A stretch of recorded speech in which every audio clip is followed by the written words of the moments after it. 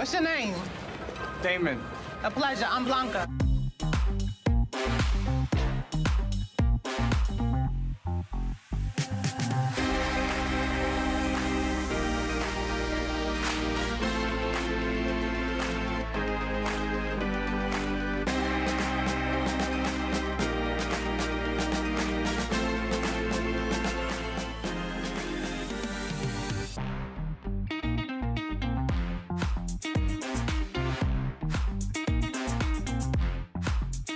Let's be honest, you only showed up today because you got divorced. I never did the work to find out who I am. It's really, really scary.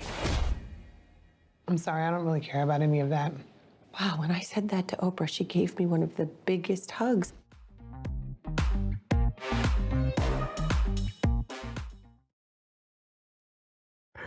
Good afternoon, I'm Jonathan Capehart, Associate Editor at The Washington Post, and welcome to Washington Post Live and another in our series on race in America, co-produced with the Capehart podcast.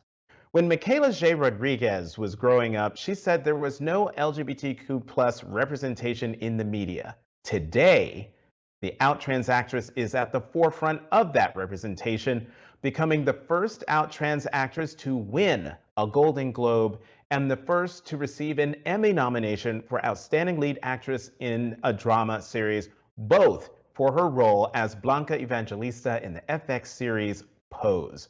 But there is so much more to discuss. So joining me now is Michaela Jaé Rodriguez. Welcome to Washington Post Live. Hello, thank you for having me. It is great to see you again. We talked earlier this year, but we'll get into the meat of what that whole conversation was about later. I don't want to give away too much, our connection. Gotcha. Let's start with the here and now. You are in the new Apple TV Plus series called Loot. You play Sophia Salinas, who, as we saw in the clip leading into this, she's tough. A hard ass. Let's just say I've watched some of the episodes. She is a hard ass. Tell us more about her. She definitely is. So Sophia, she is the COO to Molly Novak, excuse me. And she is this starchy kind of character, this very straight-laced character who loosens up down the line due to Molly's influence and her free-spiritedness. Also, Sophia is this driven activist, but also driven hard-working woman who wants to climb the ladder, the corporate ladder, to make sure she can, help people when it comes to this foundation. And I love playing her. I love that she's this kind of like, very strict, no games, no nonsense kind of woman. I'm not like that. Michaela Jaé is not like that. So it's fun. I was about to ask, you're not like that at all. No, not at all. Not at all. So the lead of the series, you just mentioned Molly Novak. She's a tech mogul's soon-to-be ex-wife, or actually, ex-wife, not soon-to-be, the ex-wife, played by Maya Rudolph of Saturday Night Live and especially Bridesmaids fame. Here's the two of you in action. Knock, knock. Hi. Oh, hello. Sophia Salinas. Hi, Molly. So nice to meet you. Thank you for coming in. Yeah. Oh, that's my name. What are they thanking me for? Oh, I'm really proud of that. That's an after-school program we funded for at-risk kids. What are they at risk for? Being too damn cute? No, gang violence. Right. Well, you guys do a lot of stuff like this, huh? Yes. We funnel your money to different charities in Southern California, give them the resources they need to do good work, and try to draw attention to people in need. Well, those two look really messed up. I hope we help them. Those are my grandparents. And they're beautiful. So tomorrow we have a ribbon cutting ceremony for a new shelter downtown that we've been working on for years. And that's actually the reason I called you in today, to remind you that your behavior does reflect on us as an organization, which makes our job harder. And what exactly do you mean by my behavior? Look, I'm not trying to shame a girl for having a good time, especially after what happened. You do you, but you can't go traveling around the world getting on the news for falling into swimming pools. Lots of people fall into swimming pools all the time. Yeah, but they don't then get out and try to give the waiter a lap dance. In my defense, I really did think it was Sting. They have this same hairline when you're on drugs. I love that. I really thought he looked like Sting. You talked a bit about the relationship between Molly and Sophia, but what we also see in that clip is sort of a clash of wealth and class, and later on in the series you see also gender. Talk more about the confluence of all of those things in Loot. I think the most important thing when it comes to Molly specifically is that, like you said, she just got out of a strenuous, divorce and due to his wrongdoings. And she's trying to find a space and level of finding herself, not only as a woman again, but a businesswoman and a person in control to make change. And I think that's when she comes into meeting, I was going to say conflict. It's kind of the best kind of conflict. It's like oil and vinegar kind of conflict, which is great because it's tasty. But she runs into this woman, Sophia, and I think that's where the understanding of gender and placement and power in those positions come into play.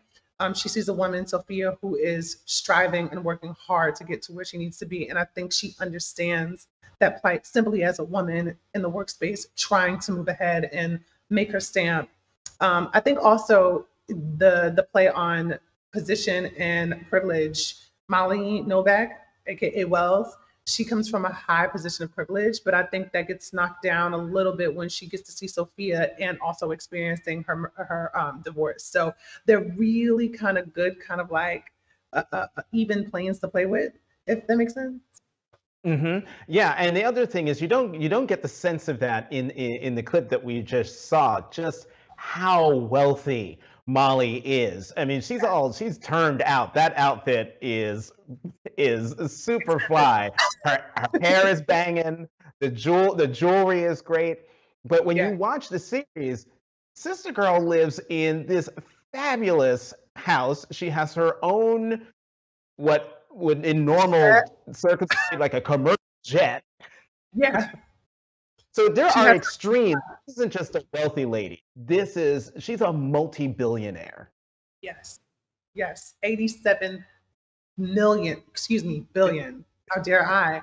$87 billion was gifted to her. Well, it might as well be gifted if it's that much money, but given to her after the divorce. So this is a woman who's come into extreme power with having that money. And the question is always asked, what would you do with that money if you were in that position? And I think Molly, throughout the season, and with the help of the ensemble, especially Sophia being her COO, her secondhand in position, really tailors her and creates Molly to be this woman of understanding, even though she's already been, but possibly lost it due to being in a marriage that was so specific and significant. Well, let's stop talking about Molly and let's talk about you and not your character, but you, because we have an audience question. This one comes from New York, from Anuradha Sharma McGee, asking, I love your roles in Pose and now the wonderful comedy Loot. When you are considering a new role, which roles are you more drawn to, drama or comedy? Are the roles you're being offered mostly well written with respect and thoughtfulness of your experiences as a transgender woman? Oh, yes. Okay. So the first part of that question, I will say I am a drama girl through and through. I just love having people relate on a very serious kind of like term and getting to understand the struggles of other people. And I like also putting myself in the shoes to get an understanding. Also, if I've been through it, I like being able to be a part of a script that actually, expresses that. I love comedy. I love all types of films. So when it comes to the craft, I'm going to make sure I do my job as much as I can to, execute the characters that I get. But drama is my thing. And yes, I think there's a lot of integrity that comes with writing when it comes to me. And hopefully that precedent is set down the line for other girls like myself.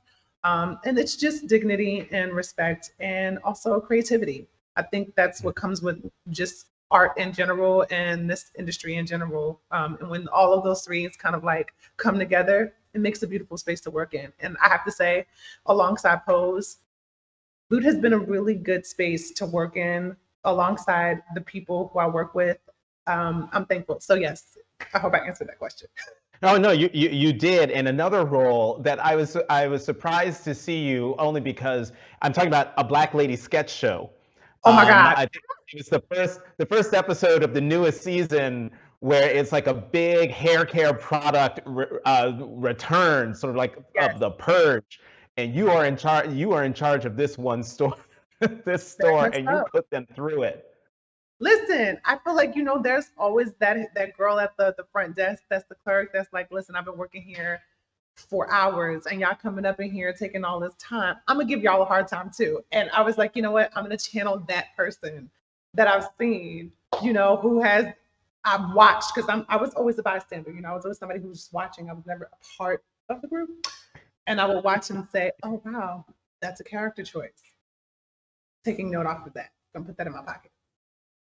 Well, I mean, it was fantastic when you turn the sign that goes from on break to off break, and everyone's trying to jump, and there's such glee in your face and the character's face. They really loved it. Can I tell you, there was a direction that said, "Hey, MJ, can you possibly like a spinning board or like a DJ? Can you do that?" I said, "Oh yeah, I can definitely do that." And that's how that came about. And I was really Actually, happy. that's what made it really funny because you were like this. The little turn that she gave. Like it's spinning the turntable. Listen, Michaela Jaé, you've said, mhm. quote, I'm going to always have Blanca on my shoulder everywhere I go. What is it about Blanca Evangelista that continues to stay with you?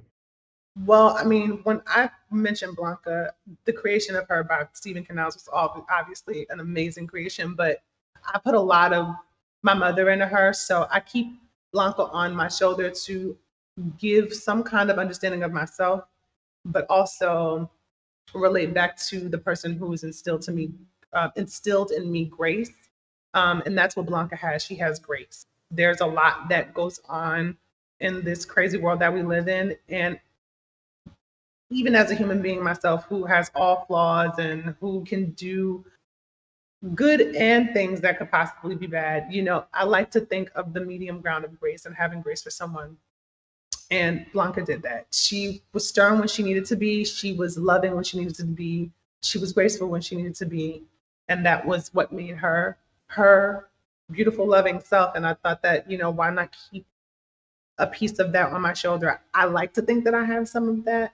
Um, but Blanca was, yeah, she was a huge part of my life as far as developing and learning from her while on that show and outside of the show. So that's why I keep her on my shoulder. hmm I mentioned this quote in the intro, but let me read it in full. You said, quote, when I was Mhm. younger, I didn't have representation for anyone of color in the LGBTQI community. Now I want to be the example. I want to show them that it's possible. Talk more Yes. about why that's so important to you. It's so important. I mean, I look back in a time where trans women weren't even just notified. I mean, even in a time now where, I feel like we have so many understandings, excuse me, so many understandings of the LGBTQAI community. There's still this kind of like line that's kind of muddied between the trans community. And the reason why is because there's not a lot of explanation on our lives as trans women. I mean, you have trans people, you have trans men, you have trans women, you have the L, the G, and the B and the T. And when you don't have those representations, or if you don't have that explanation of that, then no one's going to understand it and they're going to make simple mistakes all the time. And that's what I want to alleviate. I want those mistakes to be alleviated. I want those questions that they've always had to be released. And simply watching the work that I do, and also people doing the work while watching my work or any other trans woman's work through crafts and creativity, to really be educated on that. I think that's why it's important. And since I didn't have that when I was younger, it created more space for people to make mistakes that didn't need to be made, right? And now we have a plethora of not only just women of color, but trans women of color explaining and showing the understandings of our lives, not just our struggle, with a show like Pose that gave a good example of what struggle looks like for the trans woman who doesn't have it and who has to survive. But now for women and trans women who are actually living, what are the ramifications of that? How do you respect that? You have to see it, you have to understand it, and you have to also know that it's not imposing, nor is it a threat. We are just here and existing like how we want to exist and how we deserve to be. So that's what representation for me meant and how important it is for now. Now, you came out as transgender at the age of 24, and you've said you had family members who supported you. But Mhm. how did you navigate the outside world? It's one thing to have the support of family, but when you go outside the doors of your home, you got to deal with the rest of the world. How'd you do it? Well, believe it or not, like I didn't come out at 24. I mean, the Oh, world, yep, has believed that I came out at 24, but I didn't. I was 7 years old and I had an understanding of myself as just a feminine body creature. And I didn't tie myself to pronouns at that time. I mean, the world did. And I feel like mm. that's what my parents did due to what they thought and how I identified. But that wasn't the case for me. And I felt like when I let the world know who I am, it wasn't a coming out story. It was just oh, this has been me, and this is me clarifying to you guys, like, this is who I've always been. Huh. Um, I thought it was important though, because there are so many people who don't even have that understanding of themselves, who can't explain it in that way. And say, oh, this is how I've always been living. But it was just the world having to catch up to me and really understand how I've always been and how I've moved through the world. And um, not trying to construct me into this mold that they think I should be in. Um, it was until when I hit 24, 25 that I was able to explain like how I needed to explain. 7 years old, probably wouldn't be able to explain it. Probably would just be able to No. say, hey, Right. I'm a girl. And probably my parents would be like, oh, okay. Or 17 years old at a teen year where in 2004, where trans vocabulary wasn't even a thought. But at 24 years old in the early 2000s, but long enough down the line for people to really understand, I thought people should know and people should understand. And the questions that they were asking me before I had even let them know solidified it for them. So yeah, I guess it was just a transcendent story. I don't think it was a coming out story for me though. I try like to, I, to change that narrative for myself too, if I can. Oh no, I loved your reaction to my question and your answer, because it's interesting. I've known since I was 7. I just didn't have the vocabulary and let y'all do what you were going to do until I was ready to tell you with the language that I have. So Michaela Jaé, we got to go back to the beginning, because here's something that folks watching don't know. We were Mhm. both born and raised in Newark, Yep, decades apart, not the same time. I'm older, but um, you went to Arts High School, I which is did. right across the street from St. Benedict's Prep, That's you did tell me which you is went to St. Benedict's. Sorry. that's right, which is right across the street. So Arts High, for folks who are watching, that was the school where all the cool kids went. The folks who were in Well, the arts and music, drama, like Michaela.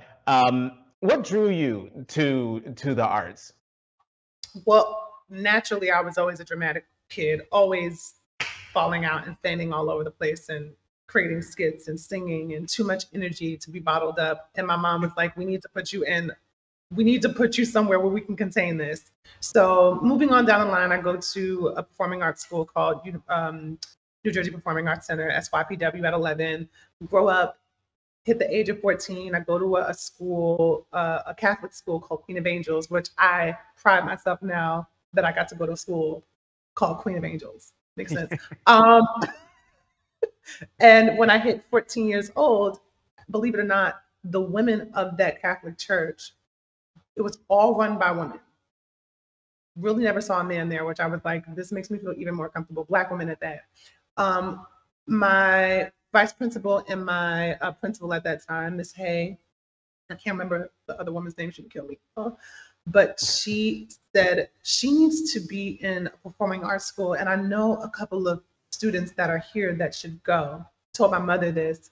And my mother was like, oh, I had already known about this. My best friend of blah, blah, blah, blah, blah years, she went. So that's how it kind of got like thrown at me. And then when I heard about it as a 14, 13-year-old child, I'm like, oh, please let me go. At least I'll be able to do something that I love to do and also do academics. Why not? Right, right. And so then fast forward, you graduate from Arts High, and then you land in probably one of the biggest off-Broadway hits called Rent. Yes. This was when you were in your 20s. You played Angel. What did you Yes. take from that role? I took a lot from the character Angel. I took so much, so many learning experiences. My mom had given me like kind of a rundown course of what HIV and AIDS was like in that time in 1991, let alone 1987.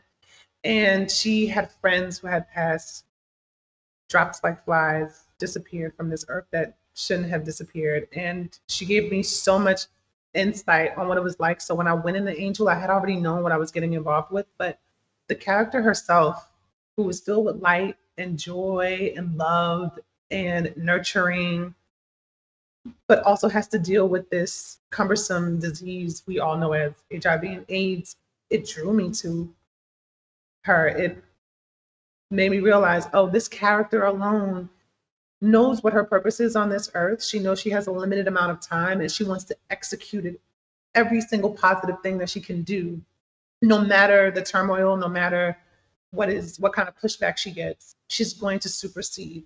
And I was like, I want to be that. And not to mention, she resonated with me. She was me, I was her.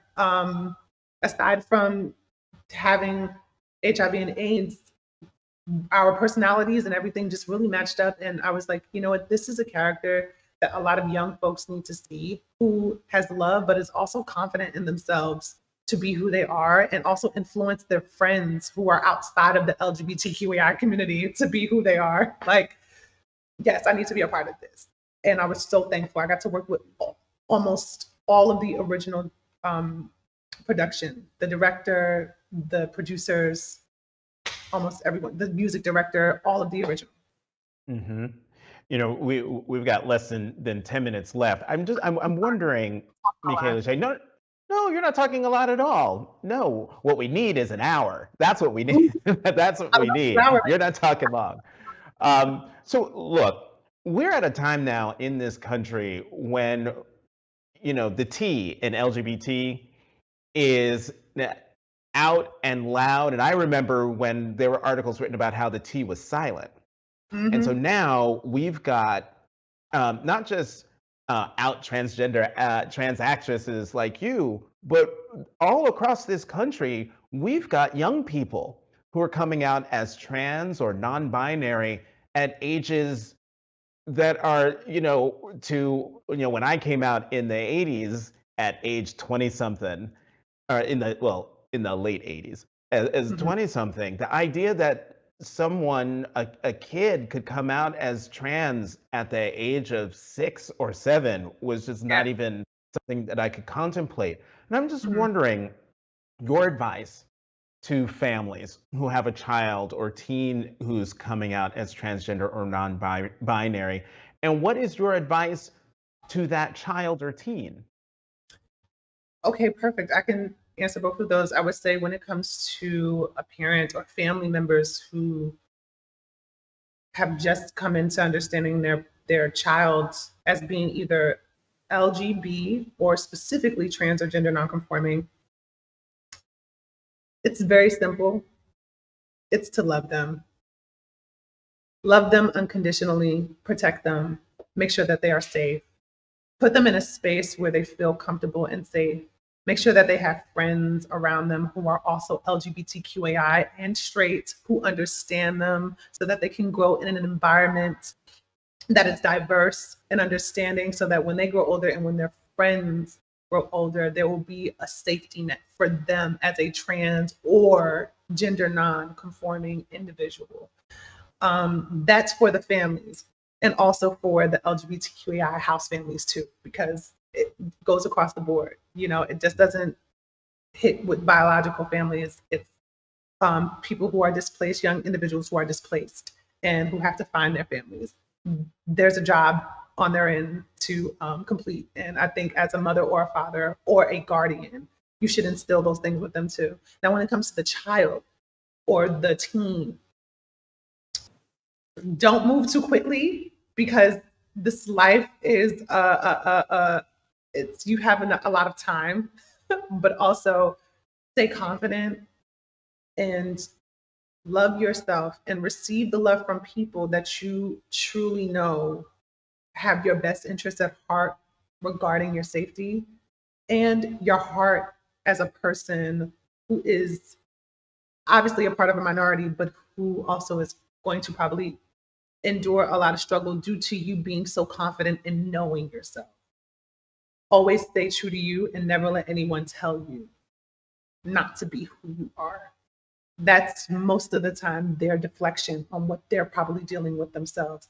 And yes, unfortunately, it does come from family members who are biological, but there is also a space for you to find love in another family who may not be our biological family. There's also chosen family. So there needs to be a safety net and an understanding that there is security, and you can find it as the youth, but there's also people looking for you too, to make sure that you're protected. That's my main goal, is to make sure that they are protected. So,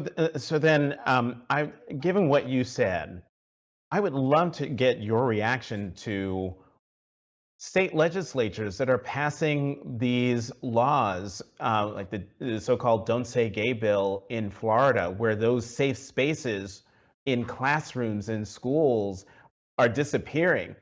Texas is, not very hospitable. So your reaction to what seems to be flying in the face of your common sense advice? I would say push back, go against it. And that's something that I'm not afraid to say, because usually when there's pushback, there's change. We had the BLM movement and it created change. And though it came with its problems, there was still change that happened. And though I wouldn't consider this